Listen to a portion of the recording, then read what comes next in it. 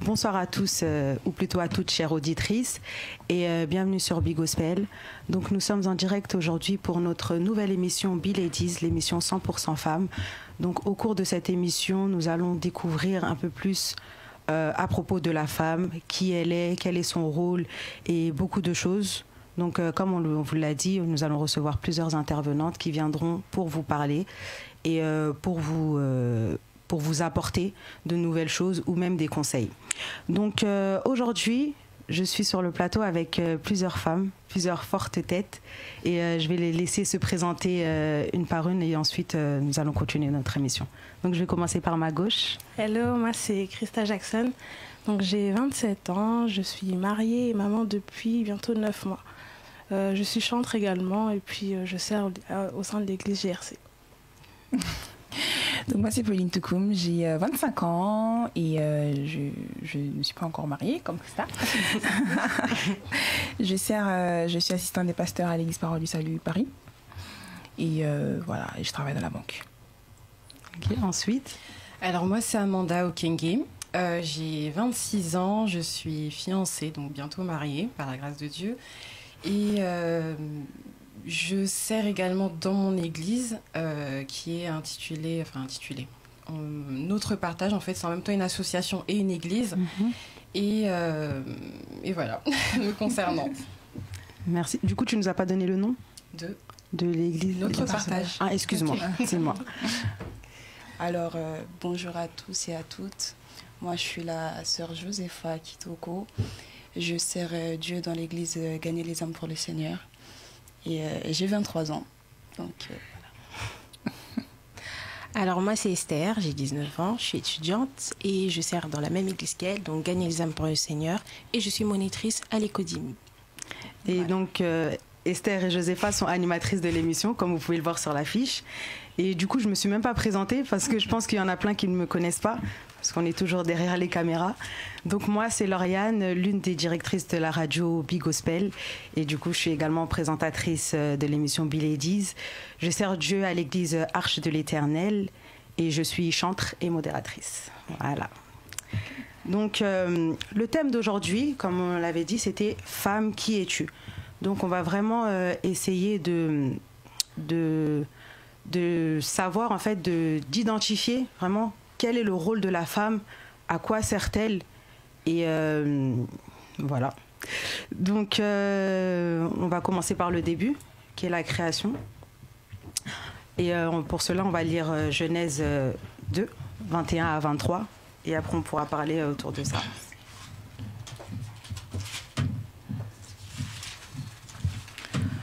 Je lis au nom de Jésus. Amen. Alors le Seigneur, Dieu fit tomber l'homme dans un profond sommeil. Il lui prit une côte et referma la chair à sa place. Avec cette côte, le Seigneur fit une femme et la conduisit à l'homme. En la voyant, celui-ci s'écria : « Ah, cette fois-ci, voici quelqu'un qui est plus que tout autre du même sang que moi. On la nommera compagne de l'homme, car c'est de son compagnon qu'elle fut tirée. C'est pourquoi l'homme quittera son père et sa mère pour s'attacher à sa femme, et ils deviendront tous deux un seul être. L'homme et sa femme étaient tous deux nus, mais sans éprouver aucune gêne l'un envers l'autre. » Merci. Amen. Amen. Du coup, là, on nous parle de comment a été créée la femme. Mais d'abord, j'aimerais vous poser une première question. Pour vous, que représente la femme ?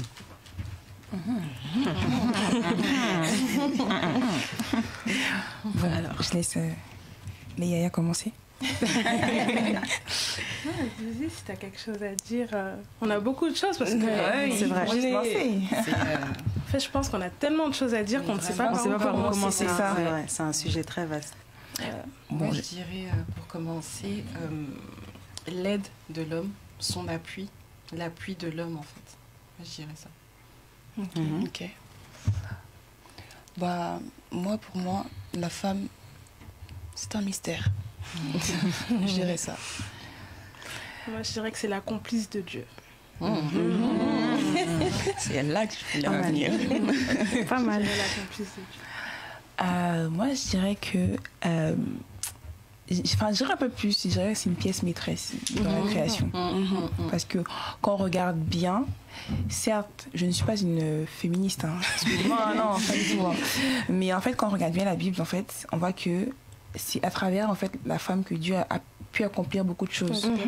Et dans chaque verset de la Bible, enfin, pas dans chaque, mais dans plusieurs versets de la Bible, dans plusieurs livres, on voit des femmes qui sont rentrées en action. Sans ces femmes-là, il y aurait eu des morts, il y aurait eu des guerres. Je prends l'exemple d'une femme qu'on connaît un petit peu toutes, Esther.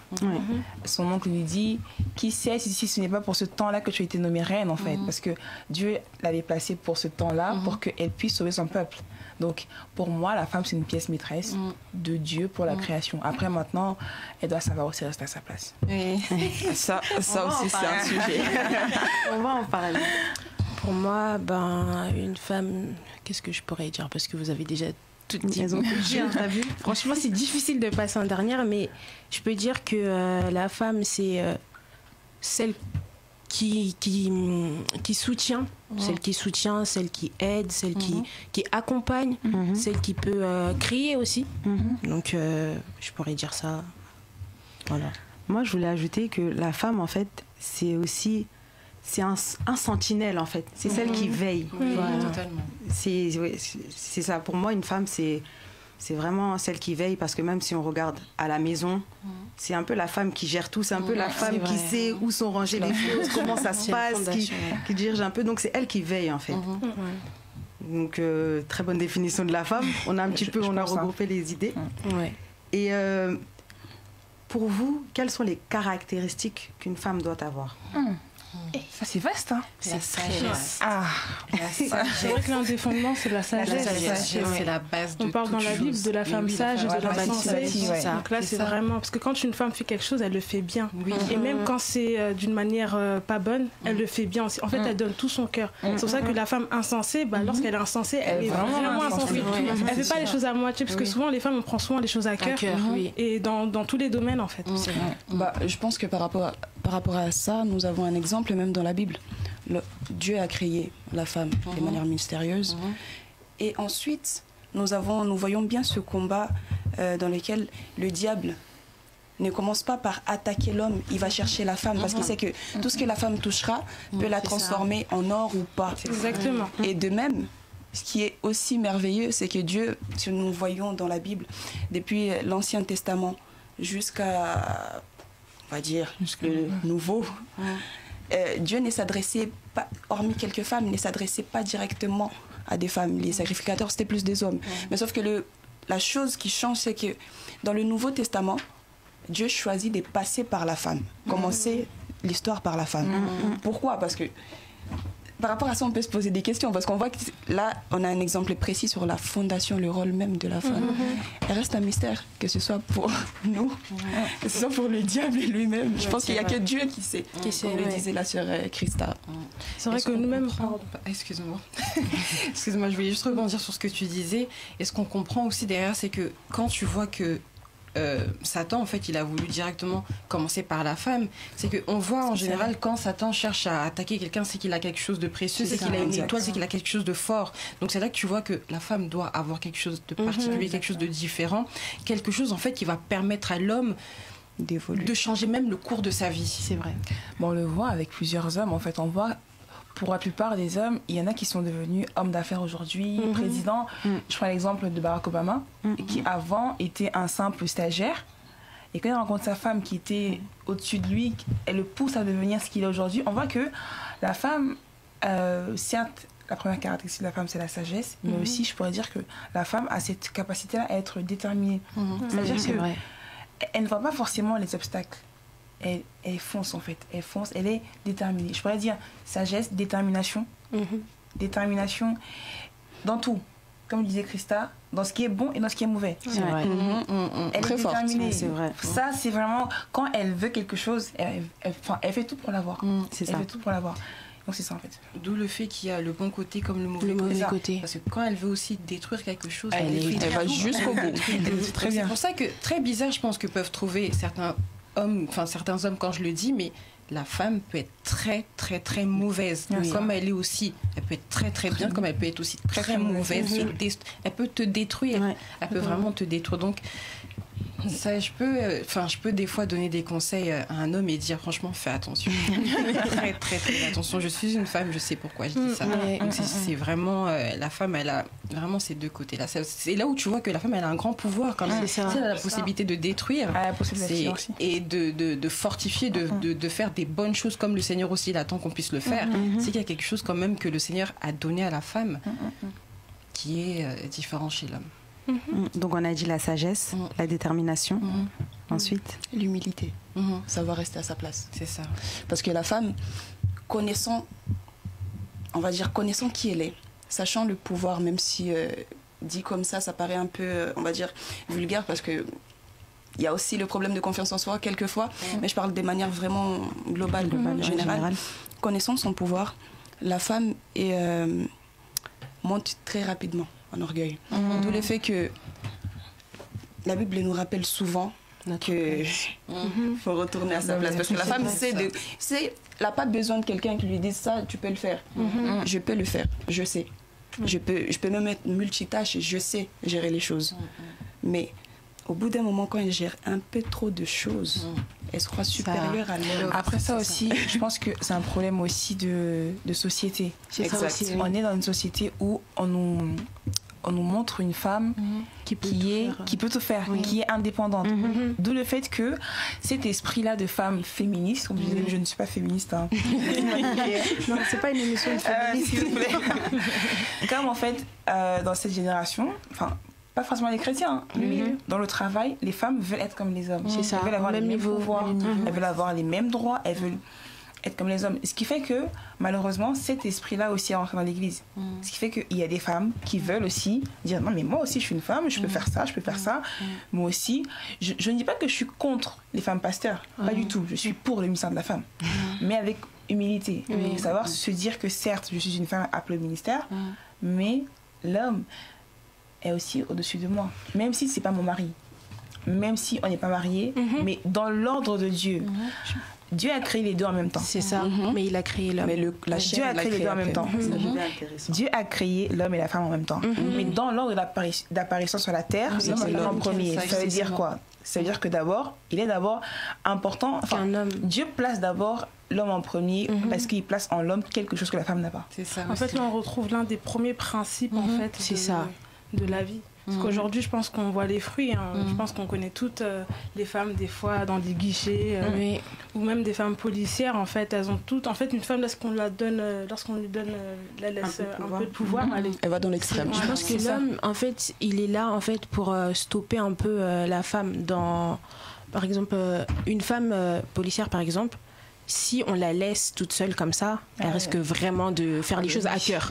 Alors qu'un homme, il saura en fait... Il saura doser. Voilà, il saura doser. Donc l'homme, il a le rôle de gérer les choses en fait. C'est pour ça que... Voilà. C'est pour ça que on peut voir dans une maison, celle qui gère, c'est la femme, mais la tête, c'est l'homme. Parce que sans un homme, c'est quand même instable. Exactement. Pour revenir à ce que tu dis, je pense que lorsqu'on est reçu dans une maison, par exemple une personne qui part vivre chez une famille, tout le monde peut t'aimer. Tout le monde tu peux t'entendre avec tout le monde. Mais si la maîtresse de la maison ne t'aime pas, tu seras tellement mal à l'aise. Je pense qu'on voit des fois dans les théâtres. Et c'est un enseignement en fait. Oui, c'est vrai. La femme est très importante. Elle est importante. Nous pouvons par rapport à ça justement rajouter juste que l'homme pourrait en soi représenter l'autorité même de Dieu, la partie autoritaire de Dieu. C'est lui qui dirige parce que Dieu, il sait, il va pas dans l'émotion, dans la chose. Alors que la femme représenterait plus l'amour, la compassion, la compassion. C'est pour ça qu'il faut l'équilibre entre les deux. Il faut la douceur dans la douceur. Mais je pense que les deux ont les caractères. Je crois que j'avais vu une fois, il y a plusieurs années, c'est qu'en fait, Dieu, en créant l'homme et la femme, a mis en chacun d'eux en fait une partie de son caractère. Exactement. Une partie en la femme, l'amour, la douceur et tout ça, et en l'homme le côté chef, dirige. Bon, on peut prendre un exemple en fait. L'homme représente Christ, enfin Dieu quoi. Et la femme, l'Église.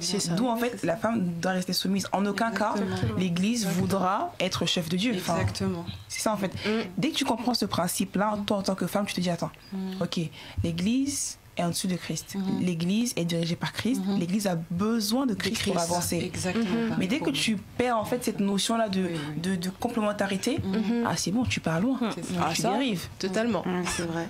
Mais en plus, ce qu'on peut observer, c'est que de nos jours, les femmes, elles ont un problème avec la notion de soumise. C'est ça. Quand on dit soumise, pour eux, ça veut dire non, être là, au pied de son mari, s'agenouiller et tout. Mais c'est ça, en fait. La femme doit comprendre que quand on dit qu'elle est soumise, c'est pas que elle doit se conformer à tout. Si, exemple, si son mari la bat, qu'elle doit se laisser battre, ou, tu vois, dans ce sens-là. Mais c'est que, en gros, elle doit avoir, comme Josépha l'a dit, cette humilité, en fait. C'est ça. Mais ça, de nos jours, les femmes, elles ont du mal à assimiler cette notion. Quand on dit soumise, pour elles, c'est directement... En fait, il y a une mauvaise image. En fait. C'est vrai que c'est vu comme de l'esclavage, mais j'aime beaucoup la parole parce que elle dit femmes soyez soumises. Souvent on s'arrête à là. C'est ça. Mais la suite, c'est les femmes. Mari aime vos femmes. Je suis Parce que c'est désolée. compliqué pour un homme. Si mon mari il m'aime, il s'occupe très bien de moi. La soumission, elle est normale, elle est naturelle. Exactement ça. Elle est juste naturelle. C'est pas de l'esclavage. C'est vrai que il y a certains hommes aussi, ils ont un petit peu du mal avec ça. Ils pensent que c'est de l'esclavage, tout ça. Mais non, pas du tout. C'est une chose qui vient naturellement. Moi, je suis tout à fait d'accord. Après, je pense aussi que beaucoup ne comprennent pas la vraie définition du mot soumission. C'est ça. Soumission, ils sont trop il y a dans deux mots l'offensive. qui sont liés à ça. Mission et sous. Donc, en gros, si tu aimes une personne, donc en gros, tu te soumets à sa mission. C'est ça. Tu te soumets à sa vision. Tu rentres, en fait, il devient, entre guillemets, comme ton parapluie. En gros, tu es en dessous de lui. Non pas par violence, non, par amour, parce que je l'aime.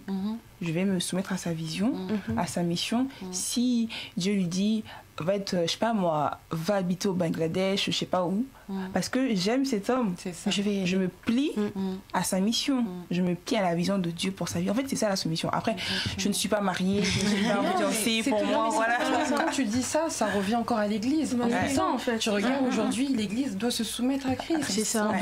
On doit se soumettre à lui. Donc, si tu dis que la femme est comme l'Église, ça veut dire que la femme doit avoir ce même comportement que l'Église, en fait.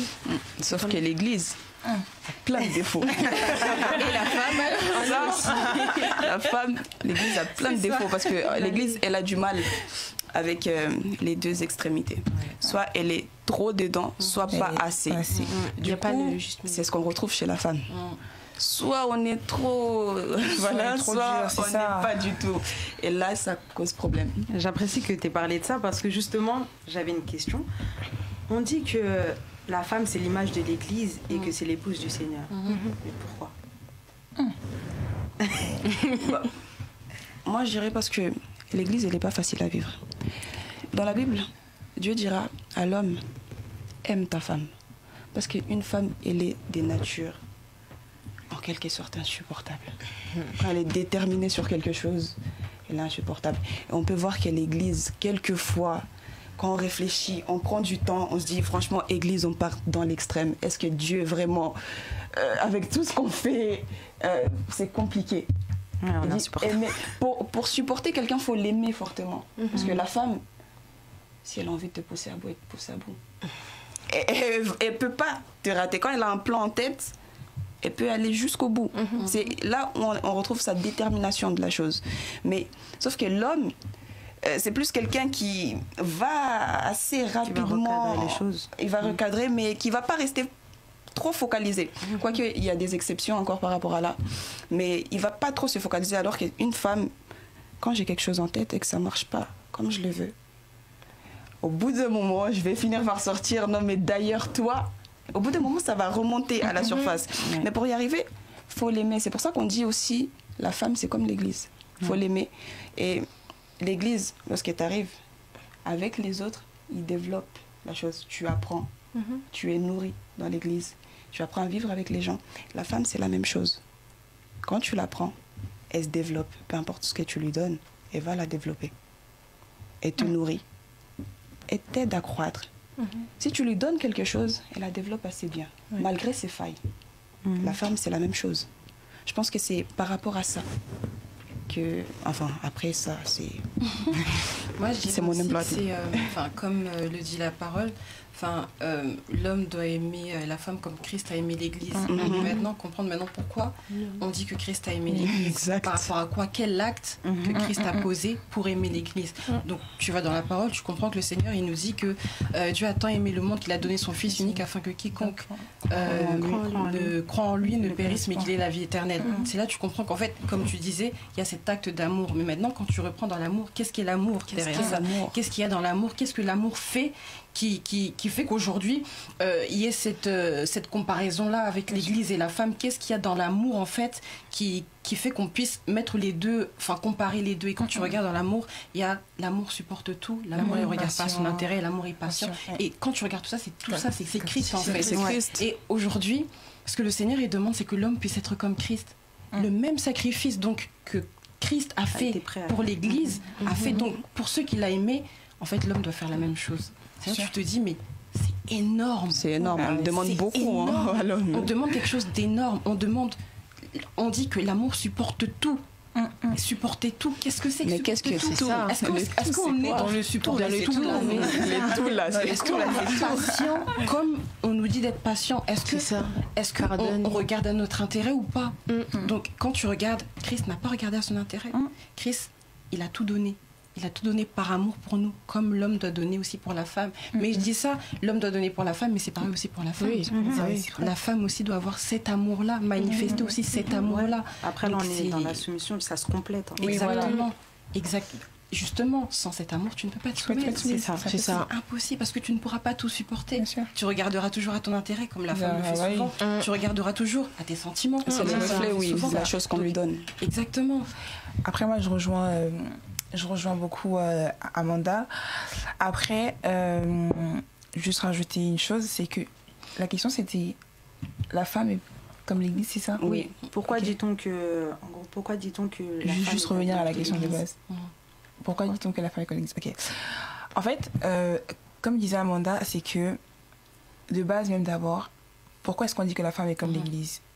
Toutes les caractéristiques de la femme, dès la création, on les voit. C'est une femme qui, en fait, malgré les enseignements que l'homme, qui est Christ, qui représente quand même Christ, Dieu, a pu transmettre. Donc Christ, en fait, transmet ce que le Père lui dit. Il transmet. Adam dit à Ève, le Père nous a dit de ne pas manger de l'arbre, du fruit de nanana. Il dit tout. Voilà, ça tu peux manger, ça tu manges pas, ça. Maintenant, au bout d'un moment, Ève va manger. Ok. Elle pêche, bref, on connaît l'histoire.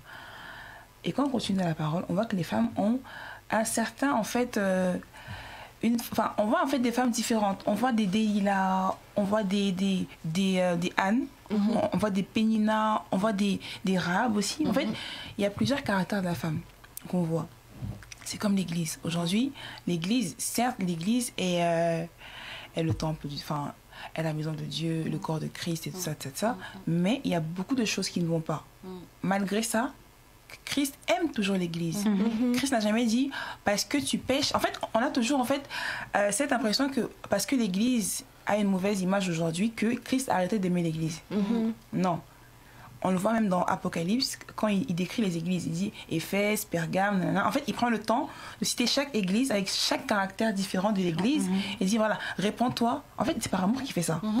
On trouve toujours une marque d'amour. C'est ça. Et donc, quand il fait ça, et ça revient aussi au caractère de la femme. La femme, on a des caractères, comme je disais, différents. On fait beaucoup de choses. On est comme l'église. On pêche. On est un petit peu... on fait beaucoup de choses qui ne plaisent pas forcément à Dieu et aux hommes. Il y en a qui vont dire mais elles sont insupportables, elles parlent trop, c'est vrai, elles parlent trop mal, mais il y a plein de choses. Mais quand un homme qui t'aime, vous me direz, quand un homme t'aime, il est prêt aussi à aller au-delà de ces choses-là et à dire bon, je vais l'aider à changer, je vais l'aider à s'améliorer, je vais l'aider. Et c'est comme ça avec Christ. Il nous aime, il aime l'Église, il nous supporte. Malgré tout ce que l'Église peut faire, plein de choses. On connaît ce qui se passe maintenant avec l'Église, des petits scandales, des petits ceci. Malgré ça, il va dire quoi? Parce que je l'aime. Déjà parce que je l'aime, je suis venue mourir à la croix pour elle. Premièrement, je me suis sacrifiée. Et parce que je l'aime, je vais la supporter. je vais l'aider à s'améliorer, je vais l'aider à aller de croissance en croissance. Pour moi, c'est ça en fait. C'est pour ça qu'on dit que la femme est comme l'église. Amen. Quelque chose à ajouter? Ou on passe En fait, moi, je pense que c'est aussi par rapport à l'honneur, en fait. L'homme, il honore sa femme de la même manière que Dieu honorait l'Église. On trouve vraiment ces deux caractéristiques-là. Et l'homme et Dieu ont cette facilité de s'oublier. C'est pour ça qu'on connaît tous Jean 3,16, car Dieu a tant aimé les mondes. J'aime beaucoup ce verset parce qu'en fait, je considère que voilà, la personne que Dieu cherchait se trouve en Dieu lui-même. Parce que Jésus-Christ, nous savons que Jésus-Christ est Dieu. Et en fait, de cette manière, cette facilité de s'oublier, un homme peut ne pas manger, mais tant que le reste de sa famille est nourri, c'est comme si en fait il est nourri. Et de la même manière, en fait, la Bible dit aussi que Dieu use de patience en fait avec l'Église envers nous, pas pour qu'on périsse, mais pour que chacun arrive à la repentance. On voit aussi que Dieu a une patience et je le vois très bien à la maison. Les hommes sont très patients dans certains trucs, juste dans la préparation. Nous, les femmes, on prend du temps. Ils ont cette patience en fait à attendre. De la même manière, Dieu aussi en fait, il est patient avec nous en fait pour que tous nous arrivons à la repentance. Et puis voilà, il y a aussi par rapport aux noces en fait, on est considéré comme la femme qui se prépare pour son mariage, parce que les noces arrivent et de la même manière que la femme se prépare. Ce qui est trop fort, enfin ce qui est très fort dans ce que tu dis, ça me fait penser du coup à Esther en fait, la préparation qu'elle a eue avant. Complètement.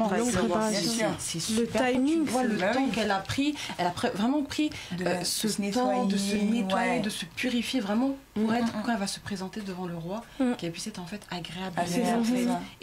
Mais dans cette préparation-là, en fait, elle n'a pas été seule, évidemment. Parce que j'aime bien, parce qu'il y a eu, je crois que c'était lui, voilà, qui l'a aidé dans la préparation. Et moi, je dis toujours, en fait, dans un enseignement que j'avais eu, que ça m'a beaucoup marqué, c'est qu'en fait, lui, il représentait le Saint-Esprit aujourd'hui. Pour nous. Dans cette préparation, en fait, il l'a aidé, parce que lui, il connaissait mieux le roi que elle. Donc, il avait besoin. C'est comme nous, aujourd'hui, on a besoin de l'Esprit pour nous préparer en tant que femme. Donc, la meilleure chose, je pense, qu'une femme, surtout, devrait faire, excuse-moi, je pense que je me suis un peu égarée du sujet. Non, mais je suis allée dans autre chose. Mais consulter le Saint-Esprit en toute chose, parce que le Saint-Esprit sait ce qu'il y a de mieux pour nous en fait, c'est ce qu'il a à demander à Dieu pour nous en fait, parce que lui, le Saint-Esprit connaît Dieu vu que c'est lui-même qui vit en nous maintenant. Et c'est comme Esther a fait en fait, dans sa préparation, dans tout ce qu'elle a fait, et puis elle allait se présenter au roi et il l'a choisi directement. C'est qu'il y avait quelque chose, parce qu'elle a su se soumettre, elle a su écouter. La femme, c'est très important qu'elle puisse écouter. Elle a été une femme très vertueuse. C'est vraiment ça. Si, c'est important. Donc, on va parler d'un sujet un petit peu dont les avis sont très divers. Que les femmes se taisent dans l'assemblée. Voilà. Donc, est-ce qu'une femme est une prédicatrice?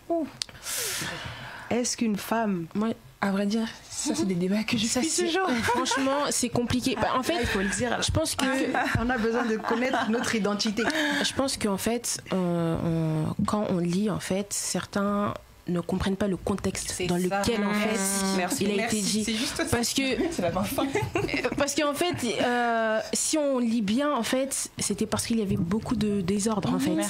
Et à aucun moment on dit que la femme ne doit pas prêcher, la femme ne doit pas... En fait, c'est juste par rapport à l'histoire et au contexte. Et je pense juste que c'est ça, en fait, le problème. C'est juste le contexte. Quand tu sors du contexte, ça devient un prétexte, tout simplement. Après, moi, je pense que... Un prétexte, ça, c'est vrai. Après, moi, en fait, d'autres diront, oui, mais quand l'apôtre Paul, il parle d'autre chose, on ne dit pas que c'est le contexte, blablabla. Non. Moi, je vais juste être simple. Quand on revient dans Joël 2, la Bible dit quoi? Vos fils et vos filles. Vos fils et vos filles prophétiseront. C'est ça. Ok. Dans la chambre haute, certes, on ne cite pas les femmes, mais il y avait des femmes dans la chambre haute. C'est ça.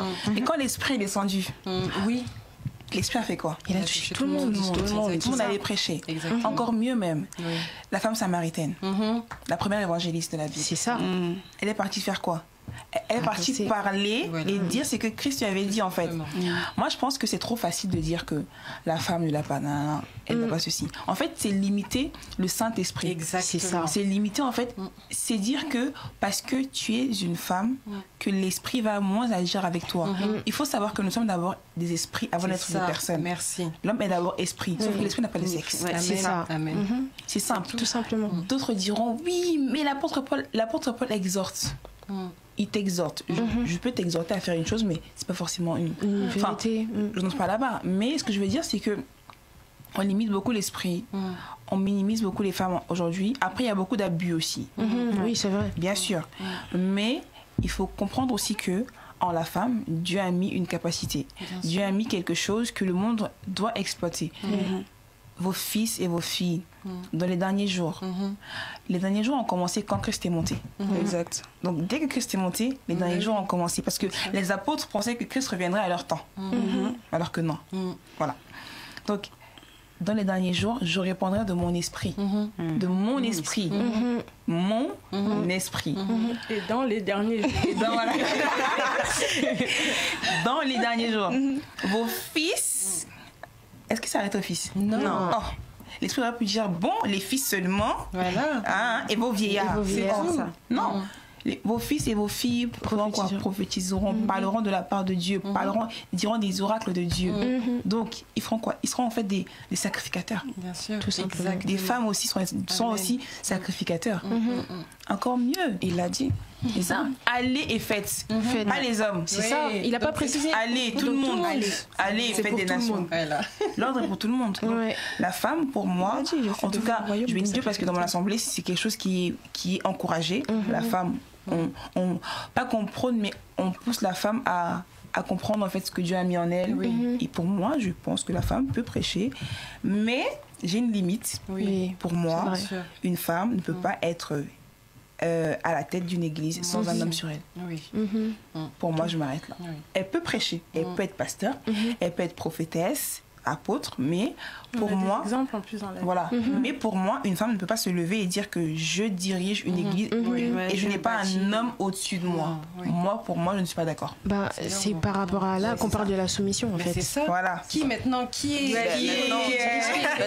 Quand ils Surtout que la femme après elle va dans des églises. C'est ça. Donc, Exact. qui va mettre l'ordre, qui va Moi, je suis Du coup, dessus. moi j'ai une question par rapport à ça. Admettons, il y a une femme qui est pasteur avec son époux et il s'avère malheureusement que son époux décède. Ça se passe comment? Si son époux décède, C'est compliqué. Hein. non, mais il y a un comité en fait. Il y a un comité. Il y a toujours un comité. On va pas faire comme si l'église c'était un patrimoine. Oui. L'église n'est pas un patrimoine immobilier. L'église n'est pas héréditaire. Donc, si le mari décède, il y a un comité. Il doit y avoir un pasteur qui doit être élu par le comité de l'église pour être à la tête de l'église. Ce n'est pas automatiquement parce qu'il est mort que le testament dit quoi? C'est elle qui ça qui Parce que reprend. l'église n'appartient pas à l'homme. Parce que c'est une réalité en fait qu'on retrouve dans notre génération. C'est ça. C'est pour ça que c'est important d'en parler parce qu'on ne va pas citer les noms, mais c'est vrai qu'on retrouve pas mal de Oui, c'est vrai. de ce genre-là. Ouais, Bien sûr. C'est à élire en fait. C'est Dieu. Un exemple tout simple. Christ, quand les apôtres en fait ils ont choisi qui devait devenir apôtre après après Judas. Ils ont choisi en fait choisi, je pourrais dire entre guillemets, mais Ils ont demandé l'aval au Seigneur. c'est ça. Pour moi, je trouve que c'est un petit peu, je mets vraiment des pincettes, charnel, que une femme, parce que mon mari est décédé, Je donc dirais. automatiquement C'est pas une l'église me entreprise. revient. Bah oui, non, c'est aussi question c'est de pas l'appel, corporation en fait. C'est ça aussi. Même si c'est l'appel, oui. Bien sûr. Même si tu es appelé à prêcher, même si Dieu t'a dit dans ta chambre il y a 25 ans tu seras pasteur, même si Dieu t'a dit tu auras une grande église, il te faut un parapluie. Oui, justement, c'est très important ce qu'elle dit parce qu'en fait, je disais par rapport à l'appel dans le sens où l'appel de ton homme n'est pas forcément le tien. C'est ça. Là où Dieu attend ton mari, c'est Oui. vrai que tu dois le soutenir. Oui. C'est pas forcément ce que toi tu dois faire parce que si tu vas le faire, tu mourras. Donc il faut avoir des limites. Mais je pense qu'aussi par rapport à ça, la femme ne doit pas prêcher, parler, etc. Souvent, on sort du contexte, ça devient des prétextes. Pourquoi? Par rapport à la culture. Nos cultures, peu importe que ce soit africaine, européenne, encore européenne, quelquefois, ça peut Plutôt passer. africaine, je pense. Africaine, c'est un tabou en fait. C'est plus africaine où tu viens des pays d'Orient. Voilà. Oui, voilà. Donc, c'est un peu compliqué, c'est un tabou, quelquefois. Genre, c'est quand l'homme parle, tu te tais. Ouais. Alors que non, si Dieu a placé aussi la femme à côté de l'homme, c'est pour le conseiller. C'est-à-dire que la femme a droit à la parole. De la même manière que l'homme a été créé à l'image de Dieu, la femme aussi de a été même. créée à l'image de Les Dieu. caractères de Dieu, on le retrouve également chez la femme. C'est peut-être pas la même, mais on retrouve. une des parties des dieux. C'est complémentaire. Donc tu ne peux pas te lever un matin et dire non, femme, tu ne peux pas prêcher. Tu ne peux pas imposer ça. En fait, il y a plusieurs choses à avoir en compte. Je pense que nous, les chrétiens, nous avons tendance à lire la Bible à moitié. On prend ce qui nous intéresse. Parce que si on dit ça, on dira aussi pourquoi aujourd'hui on ne sacrifie plus les animaux. On pourrait partir. Donc s'il n'y a rien à enlever, pourquoi on essaie? On pourrait partir dans ce sens-là. Mais est-ce que ça veut dire que la Bible se contredit? Non. C'est que nous ne comprenons pas. Le contexte, la parole, le contexte. Il faut toujours vérifier le contexte, l'histoire, la culture, d'où ça vient. C'est vrai parce que surtout que l'apôtre Paul, quand il parlait, il s'adressait à l'église de Corinthe. C'est ça. Et dans l'église de Corinthe, en fait, les femmes, elles étaient réputées pour être un peu désordre et tout. Et c'est ça que les gens, ils oublient, en fait. Donc moi aussi, pour ma part, je ne dis pas qu'une femme ne peut pas prêcher, bien au contraire. Seulement, comme vous l'avez dit, vous l'avez si bien dit, il faut qu'elle ait ses limites. Et surtout, faut pas qu'elle franchisse le pas de l'orgueil. Parce qu'une femme, on a cette facilité-là. C'est très facile. Dès qu'il y a un pas, le point, il est très fort. Un petit miracle, ça y est. c'est fini. C'est fini, j'écoute plus personne. C'est vrai, pour ma part, je ne suis pas féministe. Mais c'est vrai que ce verset-là, en fait, est souvent sorti de son contexte. Oui. Et souvent, excusez-moi du terme, c'est un peu... Mais il arrange beaucoup les machos. Oui, c'est vrai. Il arrange beaucoup les machos dans le sens que moi, je pense vraiment, par rapport à ce verset...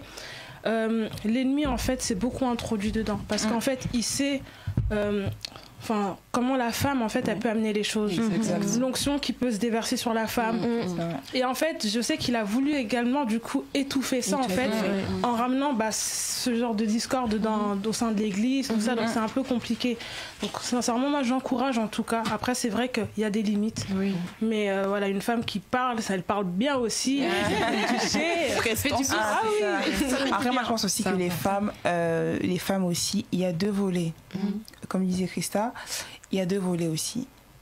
Il y a la femme qui sait que oui, je suis appelée au ministère, nanana, ok, d'accord, et qui se prépare en conséquence et qui se met automatiquement dans la tête que certes, je suis appelée au ministère, mais je reconnais ma place. Mais il y a celles qui, déjà, quand elles savent qu'elles sont appelées au ministère, en fait, tu n'es même pas encore dans le ministère, ni les pieds dedans, ni un orteil dedans. Non, tu te sens déjà supérieur aux hommes. C'est-à-dire que moi, je suis appelé au ministère. Toi, si toi, tu es un simple frère, tu n'es pas appelé au ministère, je suis au-dessus de toi. En fait, tout est question d'abord de vision. Certes, on reçoit l'appel de Dieu très, très tôt. C'est ça. Non, en fait, on reçoit l'appel de Dieu très tôt. Bien sûr. Je crois ici qu'on est tout appelé à servir Dieu dans n'importe quel domaine. Mais ce qui est important, c'est la préparation. C'est de se préparer. Le pasteur Roland Dallot avait dit une fois dans son livre que il y a vraiment une passerelle entre le temps où on reçoit l'appel et le temps où on rentre dans le ministère. Et cette passerelle-là, c'est la formation. Ça voit Jésus. Et il y en a beaucoup qui sautent cette passerelle-là directement, l'appel, l'effectivité. C'est ça. Mais il manque le caractère. Le caractère de Christ. Et le dans le ministère, si tu n'as pas le caractère de Christ qui est aussi la soumission, parce que Christ, en fait, c'est soumis à Dieu. C'est ça. Dieu lui a dit, je cherche quelqu'un pour aller mourir. Il a dit, Père, moi, voici, envoie-moi. Soumission au Père. Il n'a pas regardé son égalité avec Dieu comme une proie arrachée, mais il s'est livré pour nous. En fait, c'est ça. Si certes, tu as l'appel, il faut d'abord que pendant ce temps-là de préparation, de brisement, de désert, tu puisses avoir le caractère de Christ. Et c'est ça qui permet que, malgré que tu sois femme pasteur, tu puisses reconnaître ta place. Et dire que oui, je suis appelée au ministère, mais voilà, j'ai ma place. Mais s'il n'y a pas le caractère de Christ, donc, si je comprends bien tout ce qu'on dit depuis le début, c'est que une femme, elle est sage, une femme, elle est pieuse, elle est vertueuse et elle est humble. Mais je voulais savoir, est-ce qu'une femme, on peut dire que la femme, c'est un être plus faible ou par rapport à l'homme? Je ne sais pas si je me fais comprendre. Pas plus faible. Je dirais pas plus faible, mais elle est faible. En fait, le truc, c'est que les femmes prennent vraiment à cœur les choses, comme on l'a dit au début, en fait. Du coup, c'est ça qui montre un peu la fragilité. Parce que nous, on prend les choses plus à cœur. Exactement. Ouais. En fait, je pense que la douceur de la femme ne trompe pas. C'est ça. Parce que si on doit parler de force et de faiblesse.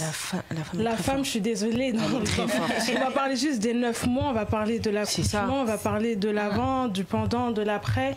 Il y a certaines choses que les hommes ne sont pas capables de faire. Totalement. Donc, on revient encore sur la soumission, qu'effectivement la femme doit être soumise. Mais en tant que... Enfin, c'est vrai qu'être inférieur, c'est un mot... trop fort. Ouais, trop fort. En fait, c'est limite comme s'il rabaisse beaucoup. C'est comme... après, moi, j'ai un petit peu du mal avec cette phrase « derrière un homme se cache... une femme forte ». Voilà. Après, je sais que le derrière veut dire dans les coulisses. Parce que c'est vrai qu'il y en a... Mais c'est vrai que souvent, on est à côté. Mais c'est vrai que la femme, voilà, elle doit parler dans le silence, etc. Mais être inférieur, c'est un mot très très fort en fait. J'ai un peu du mal avec ça. Je sais que devant moi, il y a quand même le mari, l'époux. Mais dire que je suis inférieure, c'est... Je sais pas, c'est un peu... Je dirais pas inférieure, mais... moi, je dirais plutôt... En fait, comment dire? En fait, c'est pas comparable. L'homme est la tête... La femme, en fait, c'est... je préfère le reste, quoi. C'est pas pareil. C'est comme si tu veux comparer... je sais pas, moi, tu veux comparer une dent avec la joue. Là, il n'y a pas d'os, là. Du coup, la joue, elle est toute molle, tu vois, genre, c'est doux, quoi. Mais la dent, elle est dure. Mais chacun a sa caractéristique. Ça se caractérise complètement. Chacun a son utilité, pas forcément pareil. Parce que si la joue, c'est pas parce que la joue est toute molle que la joue est moins importante que la dent, par exemple. Enfin, c'est un peu bête comme exemple, mais voilà, c'est un peu voilà. Mais la femme n'est pas inférieure. Plus fragile. Elle a juste en fait ce caractère-là qui est comment dirais-je, différent. Elle est différente de l'homme. Voilà. Parce que la différence, c'est celle qui donne la force aussi de l'homme. En fait, c'est donc les frères, trouvez-vous une bonne femme. On dit une partie de l'homme qu'il n'a pas en fait. Donc elle est comme très on disait tout à l'heure, c'est comment dire, la partie qui complète l'homme. Vu qu'on a retiré quelque chose, une partie de l'homme, il faut qu'on lui remette. Et ce qu'on lui remet, c'est sa femme. Voilà, donc c'est la femme. Oui, sa femme aussi. Mais voilà, c'est cette partie qui lui manque. Donc inférieur ou je sais pas le terme que vous avez utilisé. Le terme est très... On discute. Il est justement pour avoir vos avis. Justement. Il est vraiment fort. En fait, c'est vrai que la femme doit connaître sa place, mais être inférieure, c'est... ça fait... La femme doit savoir qu'elle est cette partie manquante de l'homme sans pour autant se dire que je suis supérieure. Oui, en faire trop et dire que sans moi, t'es rien. Je suis juste cette qui complète l'homme. Voilà. Je suis pas plus haut que lui ou etc. Mais je viens juste pour le compléter. C'est-à-dire là où il lui manquait quelque chose, moi je viens compléter pour que nous-mêmes, à nous deux, on puisse former le corps du Christ. Donc c'est vraiment fort en fait. C'est une partie de l'homme que l'homme a besoin. Et du coup, j'ai une question pour vous toutes en fait. À quelle femme de la Bible vous vous identifiez le plus? Ah ouais. J'avais jamais vu ça comme ça. Moi, c'était plus un homme, moi. Bizarrement, c'est un homme. Moi, c'était Paul. Non, moi, c'est Élie. Je sais pas, je me retrouve dans Élie. Voilà, je sais pas pourquoi. Ah là là, les femmes. Moi, j'ai... Fascinant. Non. Par exemple, tu vois ou pas? Fascinant. Trouver des femmes. Mais on a parlé de la place. Moi, je dirais Esther. Moi, je dirais Déborah. Moi, je dirais Abigail. Et pourquoi? Moi, je dirais Déborah parce que, premièrement, en fait, Déborah, elle est d'abord juge, dans l'ordre, juge, prophétesse, et mariée à un homme qui était une lumière dans son temps. Donc, elle représente plein de choses à la fois. En gros, tu peux avoir une place importante dans un pays, être une personnalité, avoir du pouvoir, de la notoriété, et servir Dieu aussi. Avoir un ministère avec Dieu, être un instrument pour Dieu. Voilà, en gros, c'est vraiment l'équilibre, en fait. Elle est très équilibrée, elle était juge en Israël, elle était prophétesse, elle était mariée avec un homme qui s'appelait Lapidote, je crois, un truc comme ça. Et en fait, elle était vraiment tout avec un équilibre parfait. Voilà, c'est pour ça que moi, je suis Déborah. Moi, je dirais Abigail, excusez-moi, déjà tout simplement par rapport à son histoire, comment elle a su en fait changer les choses. Pour ceux qui connaissent un petit peu, bon, voilà, son mari était très dur. Je ne dis pas que mon mari est dur. Il est très doux. Mais en fait, dans le contexte, son mari était assez dur, assez violent. Et elle, en fait, elle avait, voilà, c'est la femme typique vertueuse qui a une douceur incroyable. Et son mari a causé du tort, du coup, à David. Et David était prêt, du coup, à tuer son mari, à tout récupérer, en fait, parce qu'il s'était mal comporté avec les serviteurs de David. Mais en fait, lorsque Abigail en fait, a appris ça, elle n'a pas consulté son mari parce qu'elle savait comment il allait se comporter, parce qu'elle connaissait son mari. Mais elle a attendu, en fait, elle a vu avec ses serviteurs, elle a pris les devants. Elle est venue, en fait, et juste ça, je me retrouve dans comment elle a pu parler, en fait, à David, comment elle a parlé avec douceur et comment elle a pu toucher son cœur, en fait, avec la sagesse et tout. Et ce qui a permis en fait que non seulement David ne puisse pas détruire sa maison, ne puisse pas détruire les serviteurs, et puis elle aussi, parce qu'elle est comprise dans la maison de, je crois c'est Rahab, son mari, je sais plus, mais voilà, de son mari. Et les choses sont que David est parti parce qu'il a été touché par rapport à Abigail, et par la suite son mari meurt.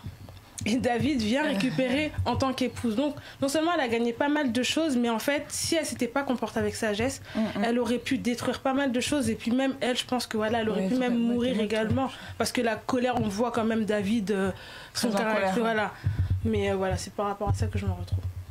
Et moi, je dirais Esther, en fait, c'est vraiment dans la préparation. Encore une fois, comme je disais tout à l'heure, c'est vraiment dans le temps qu'elle a pris pour être prête pour se présenter au roi. Et en fait, je ne dis pas que je suis comme ça, je ne dis pas que je me suis retrouvée, en fait, je vise à être comme ça. Je vais plus dans ce sens-là où, pour moi, c'est vraiment une femme exemplaire dans le sens où je regarde même pas que par rapport à la femme, mais je regarde par rapport à la fin, en fait. Je veux être prête quand le Seigneur va revenir, quand il va revenir prendre son église. En fait, moi, je regarde plus dans ce sens-là, dans le sens où je n'oublie pas le côté de la femme aussi, parce que c'est aussi une préparation pour mon mari ou autre, mais vraiment plus dans quand le Seigneur, le retour, en fait, de Christ pour son église, c'est-à-dire, est-ce que je serai prête, est-ce que je serai aussi propre comme elle a pu l'être en fait avec ses vêtements, etc. Et moi c'est vraiment plus dans ce sens-là où je la prends vraiment comme exemple, où je regarde l'attitude qu'elle a pu avoir, le comportement qu'elle a pu avoir, les actes qu'elle a pu poser, la soumission qu'elle a pu avoir, et je me dis, Seigneur, j'ai envie d'être cette femme-là pour t'être agréable, parce que si je te suis agréable, je le serai aussi pour mon mari forcément. C'est plus dans ce sens-là.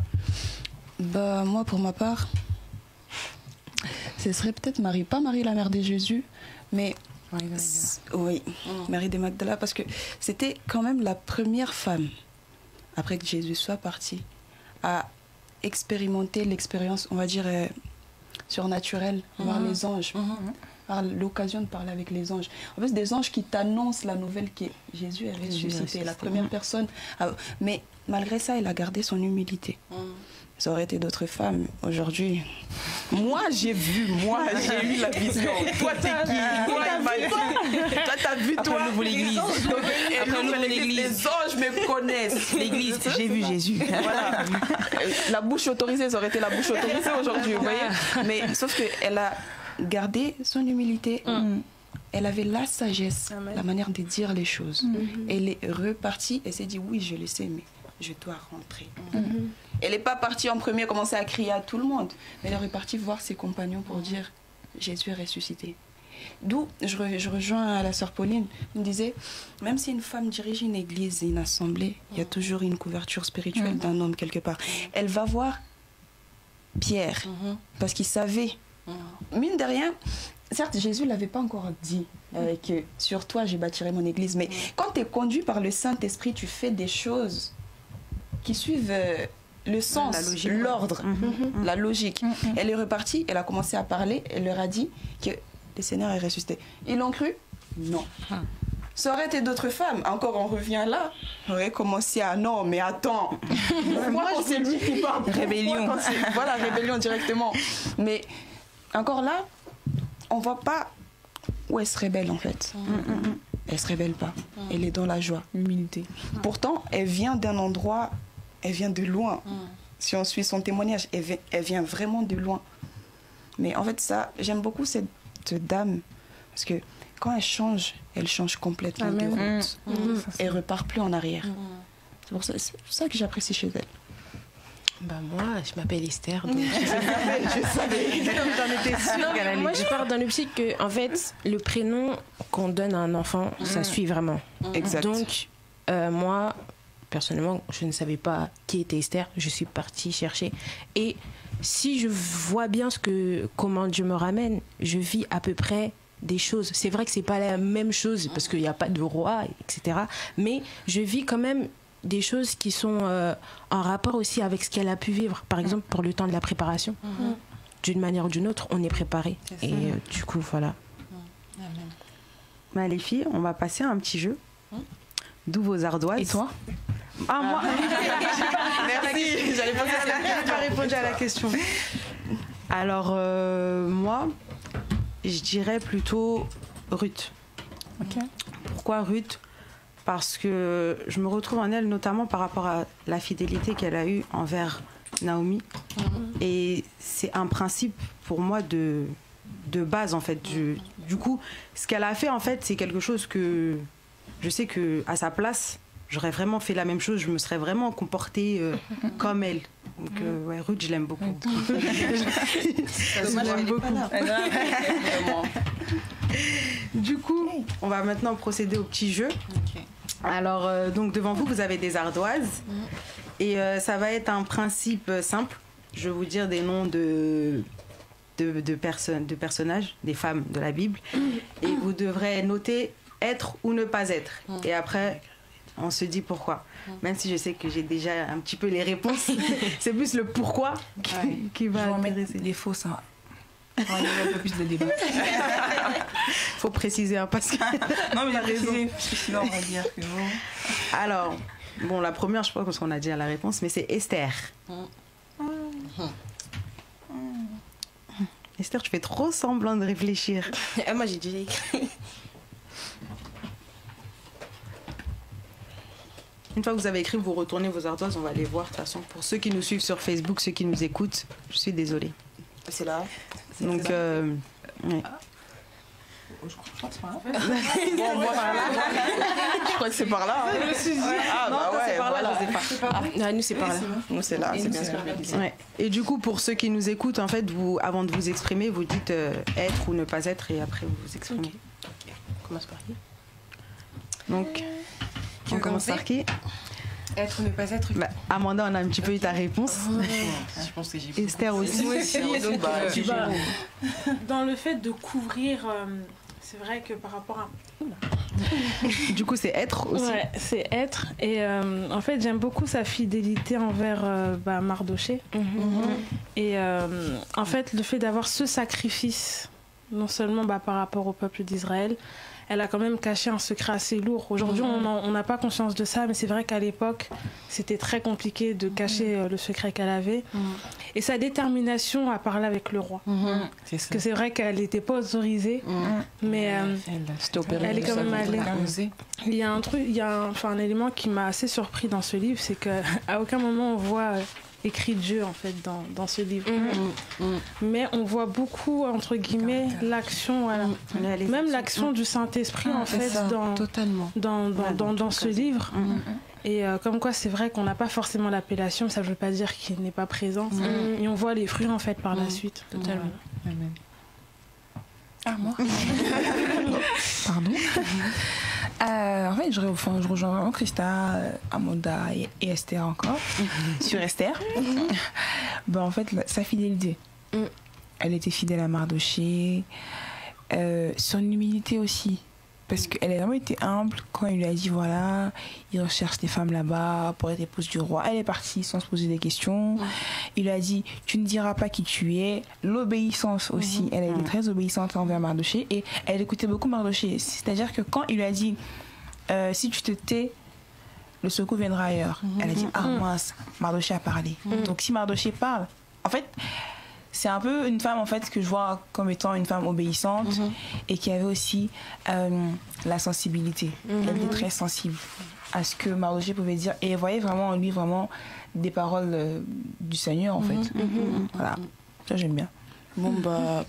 Pour moi, Esther, c'était une femme qui avait le sens des priorités. Savait reconnaître le temps quand c'est nécessaire. Elle ne perdait pas le temps, en fait. Même si pour cela, il fallait se mettre elle-même ses besoins, elle, des côtés, pour sauver les autres, bah, elle le faisait. Et c'est très important aujourd'hui d'avoir des Esther aussi. Savoir qui peuvent nous aider, qui peuvent sauver, et n'est pas qui a pensé... On va passer à la deuxième personne. Alors, Dalila. Sœur Dalila.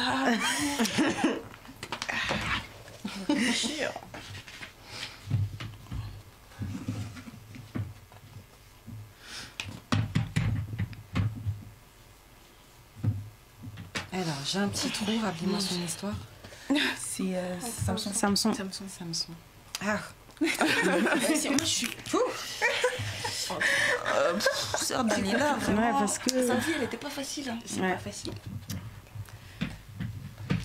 En plus, ce qui est étonnant dans la Bible, c'est que même les femmes qui ont fait du mal, eh ben, elles ont certaines qualités, en fait. C'est ça.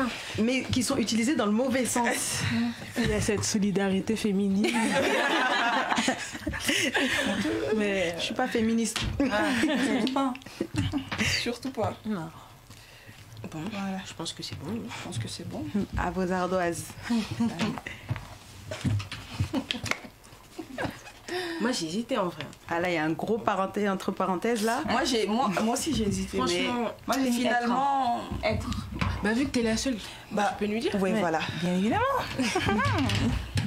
Bon, Christelle a mis entre parenthèses. Donc, Oui. ça veut dire qu'en vrai, devrait être. Oui, mais sauf que tu l'as fait, plus... c'est que- En fait, moi, je pense que ce qui est important, c'est pas de dire seulement être pour des femmes qui ont marqué la Bible de façon positive. Il faut aussi prendre ces femmes-là aussi qui ont marqué la Bible de façon négative et se dire, ok, être, mais aussi se dire qu'il y a des femmes comme ça, comme elles, dans notre génération, et qui ont aussi besoin de rencontrer Christ. Ne pas seulement les stigmatiser en disant, mais voilà, toi tu es comme ça, toi tu es comme ça, toi tu es Dalila. Déjà, ça, c'est une appellation pour moi qui discrimine. Enfin, pas en fait, qui est rabaissante, je trouve. Oui, parce que voilà. dire à une sœur, de toute façon, toi, tu es Dalila, en gros, c'est comme si toi, en fait, aucun espoir. Aucun espoir, tu peux pas changer. voilà, tu veux pas te changer. Mais moi, j'ai mis être parce que il y a des sœurs comme ça qui ont le caractère un peu de Dalila, qui séduisent un peu les hommes, mais c'est pas elles qui le font. Elles sont animées d'un Elles sont esprit, en fait, séduites. comme Dalila. Elle a séduit Samson, pas parce qu'elle voulait le séduire. On lui a dit, va pour telle somme d'argent. Elle voulait l'argent, en fait, en soi. Donc, peut-être qu'elle aimait vraiment Samson, mais elle aimait aussi l'argent. Un peu comme Judas. Il aimait Jésus, entre guillemets, il aimait aussi l'argent. exactement ça. Donc, là aussi, c'est ces femmes-là, dans cette génération, qui font des choses pas parce qu'elles veulent le faire, mais parce qu'elles sont poussées. envoyées, elles sont poussées, et elles ont juste besoin de rencontrer Jésus. Ouais, comme je dis, en fait, c'est des qualités qui sont mal utilisées parce qu'elle est convaincante. Hein. C'est ça en fait que Tu es bonne commerciale, hein? Très bonne commerciale. Il faut Ah oui. apprécier C'est son mon métier. travail. Ah, elle a posé la C'est mon question plusieurs métier. fois. Ah oui. C'est quoi ton secret? Je te dis pas. Plusieurs mensonges. Réussi. Elle était déterminée. Non, Très elle déterminée. sera commerciale. En fait, Ah oui, elle a- Je sens que... En fait, elle n'a pas négligé son pouvoir de parole. C'est ça. Et c'est de ce côté-là, en fait, que je T'as dis mis que voilà, il entre faut, parenthèses. voilà, par rapport à sa parole, après, bon, effectivement, l'exemple que tu donnes est très pertinent C'est parce vrai, que bah, nous aussi, on avait toute une vie avant, entre guillemets, et on a rencontré le Seigneur. Exactement.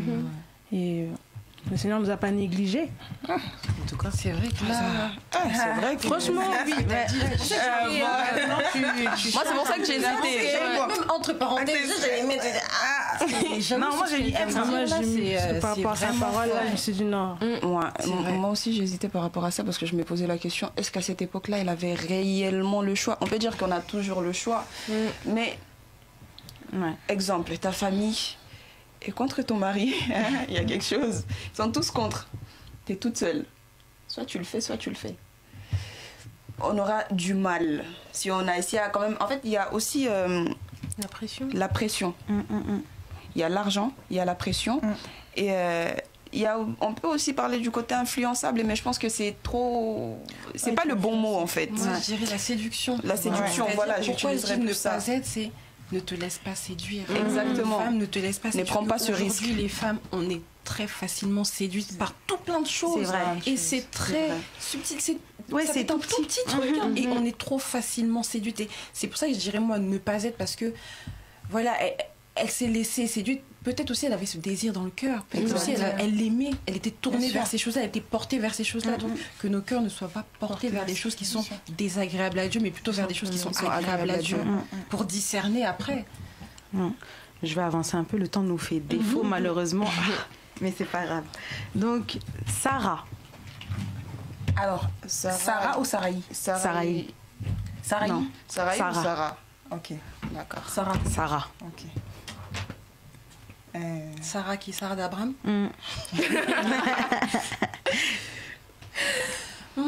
Sarahi. Elle aussi des fois. Je change pas de... Moi non. Tati Sarah, franchement. Franchement, parce que je suis désolée, mais si on vit des choses aujourd'hui, c'est aussi parce que la sœur a eu quelque chose. C'est vrai, j'avoue. Oui. Non, moi, c'est pour ça que j'aurais eu une ardoise, j'aurais écrit ne pas être. Oui, Donc là, clairement, Du coup, c'est Sarahi alors. C'est pas ça. On n'a pas montré. Mais là, moi, je Ah oui, rejoins d'abord, la sœur c'était Sarahi, Christa, ouais. c'est vrai, hein. Moi, j'ai confondu. Ouais, c'est Sarahi. Ah oui, on n'a pas montré. Oh, désolé. moi je pense, je sais plus si j'ai montré, mais voilà, je suis vraiment mitigée par rapport à ça. Moi, c'est pareil. Parce qu'aujourd'hui, on vit un petit peu le fruit les conséquences. Voilà. Ouais, c'est vrai. Vraiment. Mais dans les choix. Quand tu Après, c'est dans les choix. Patience. tu te rends compte que pourquoi ma sœur tu n'écoutes pas ton mari? C'est Pourquoi ça. tu ne te soumets pas? Pourquoi tu doutes? Après, c'est vrai de que doutes. c'est vrai que bon, c'est vrai qu'on n'était pas à cette époque-là. Oui, non. Et quand on regarde aussi, par exemple, on regarde l'histoire de Anne ou autre, je pense que les femmes, quand elles se moquent, Ah, c'est chaud. je pense que c'est aussi cette pression-là, en fait, de voir qu'on se moque de toi, c'est un poids. Et puis même dans notre société aujourd'hui, enfin, c'est encore. voilà, je pense que surtout Émotionnel. avoir un enfant, etc. Enfin, on voit comment c'est un rôle important dans la parole. Je pense qu'elle avait vraiment aussi cette pression-là. Mais pour moi, elle aurait dû être un peu plus spirituelle. Mais je ne la juge pas. Oui. On condamne pas. Mais après, moi, ne pas être dans le sens de ne pas se précipiter en fait. C'est pas parce que tout le monde, je prends vraiment une parenthèse, c'est pas parce que tout le monde se marie en ce moment que tu dois forcément te marier pour prouver que tu te maries en fait. C'est pas parce que tout le monde a des enfants que tu dois aussi avoir impérativement des enfants pour dire que moi aussi j'en ai. Parce que le temps de Dieu n'est pas ton temps. Peut-être que Dieu a un autre témoignage pour toi, peut-être que lui, son témoignage c'est A, mais toi, Dieu veut un témoignage comme Lazare, vraiment un truc qui n'a pas encore fait, quoi. Un truc vraiment qui est mort, qui est vraiment... Parce que la Bible dit que c'est Dieu qui l'a rendu stérile. Dieu a rendu Sarahi stérile. Mais pourquoi? Il savait que je rends Sarahi stérile, mais je sais que derrière ça, je vais me glorifier. Elle était impatiente et elle manquait de confiance en Dieu. Voilà. Moi, pour moi, j'ai mis ne pas être, mais entre parenthèses aussi, parce que ne pas être dans le sens où elle a été impatiente, comme l'a dit la sœur Pauline, mais sauf que à cause de son impatience, c'est quelqu'un d'autre qui a payé. Nous avons, je prends ça dans mon sens là, nous avons plus tendance à rejeter nos fautes à nous sur la tête d'autres personnes. Et là, par là, je parle d'Ismaël, bien sûr. Il n'avait rien demandé dans l'histoire. Il était vraiment très innocent dans l'histoire. Certes, ça faisait partie du plan de Dieu, mais Sarah, c'est elle qui avait cherché le problème. C'était elle la source. Donc, en gros, il faut assumer les conséquences de ses actes aussi. Parce que toute décision qu'on prend, il y a une conséquence bien ou mauvaise. Il faut l'assumer. Tu l'as fait parce qu'à ce moment-là, c'est ça que tu voulais exactement, c'était ça. Donc, assume jusqu'au bout. Après, parce que, au final, elle nous a donné Isaac quand même. Oui, elle a donné Isaac, et puis pour être aussi l'épouse d'Abraham, c'est qu'elle a cru aussi en sa vision. Quand il fallait partir, elle est partie. Et puis même lorsque les 3 hommes sont venus, on voit aussi ce rôle d'épouse. En fait, elle a vite cuisiné, etc. Elle a préparé. Donc voilà, l'hospitalité. Et puis ça reste quand même une bonne maîtresse de maison, entre guillemets. Ce que supportait Abraham, nous, on le lit, mais je pense que c'était pas forcément facile. On va être obligé d'écourter le jeu parce que le temps il nous fait vraiment défaut. Du coup, les filles, est-ce que vous avez un dernier mot pour nos auditrices ou un conseil à donner ou quelque chose? Je ne sais pas. Femme, consulte l'esprit. C'est exactement ce que je Amen.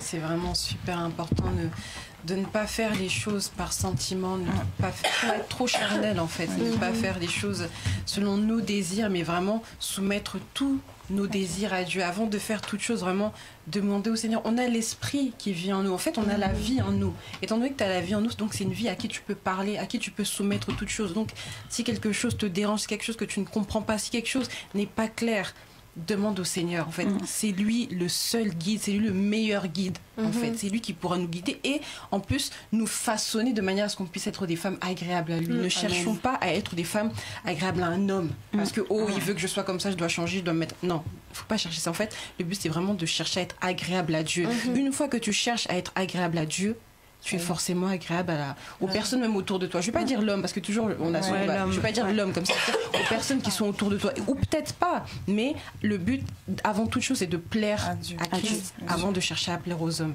Je dirais surtout ça. Les filles? Moi, je rajouterais juste que la spiritualité n'enlève en rien la sagesse. D'ailleurs, le Saint-Esprit donne la sagesse. Et la sagesse, comme le dit le prophète Joël Francis, c'est la meilleure manière d'appliquer l'intelligence en soi. Donc, il faut être sage, il ne faut pas se laisser manipuler, il ne faut pas être instable. Quand tu es une femme, il faut être enracinée et savoir ce que tu veux, ce que tu vas faire, mais toujours en demandant l'accord du Saint-Esprit. Parce que tu peux ne pas comprendre directement ce que Dieu prépare. Ça peut ne pas te plaire comme Sarah au début, mais il a forcément un plan derrière, il y a forcément un but. Il faut juste attendre, mais attends pas en croisant les mains ou le bras, en priant. Tu pries, plus tu vas chercher Dieu, plus tu vas prier. Tu frappes encore, même si tu as frappé, c'est pas grave, tu frappes encore. Tu continues jusqu'au bout. Quitte à pleurer, tu pleures à la maison. Mais dehors, souris, reprends.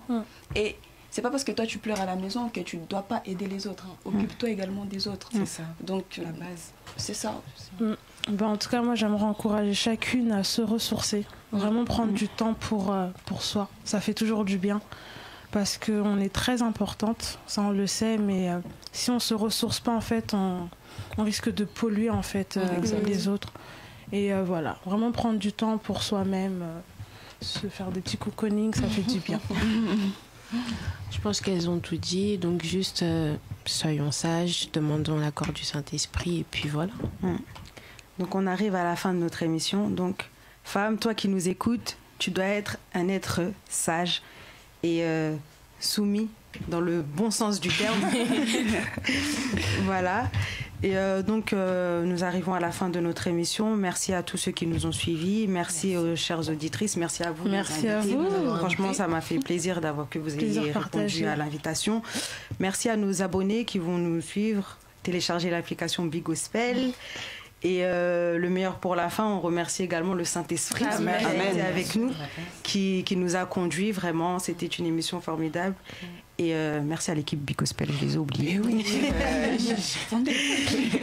Donc voilà, on se retrouve à notre prochaine émission. Que Dieu vous bénisse. Amen. Amen. Ciao. Ciao.